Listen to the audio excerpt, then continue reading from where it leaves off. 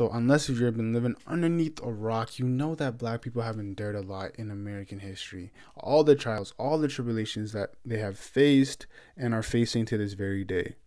When it comes to fashion, fashion is one of the main outlets that black people had so that they can express themselves freely. Now you can see this throughout the decades. And during the post-Reconstruction era, black people were allowed to dress better, especially when it came to Sunday morning. This is where we get the term Sunday best outfit from. When it comes to owning textiles and fabrics, the only things that black people could own that was protected by the government at the time. And during slavery, they weren't allowed to use certain fabrics, but they were allowed to use some of the fabrics, like the cheaper ones. Now in this video, I'm going to be talking about black people's influence in the fashion industry, but I'm only going to be focusing on the 80s to the 2000s, being that it can get pretty long and I don't want you guys to be here for that long. And I'm going to be looking at it from the North American perspective.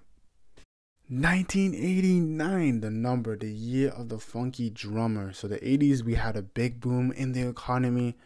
Obviously, the war on drugs, brought to you by dun da da da, Reagan and his stupid campaign. And then you also had the Cold War, which also was an issue at the time. But in fashion, it's taking a big turn, bigger hair, brighter colors, and all that jazz. But that was mainly in the mainstream of America. However, in the black community, fashion was a little bit different.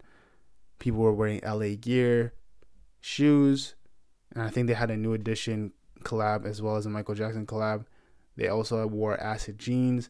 Michael Jackson had people wearing Thriller jackets and Beat It jackets. His Airness, Michael Jordan, had people lining around the block in 1985 for his sneakers so they could be fly like him. And Run DMC told us to wear Adidas with no laces.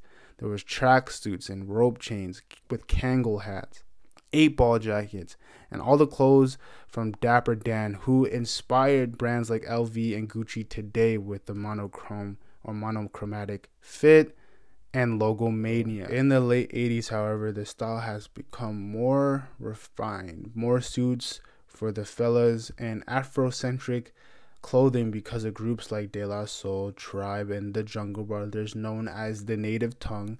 And then you saw a lot of ripped jeans and airbrush clothing as well in the community that was later brought to mainstream America.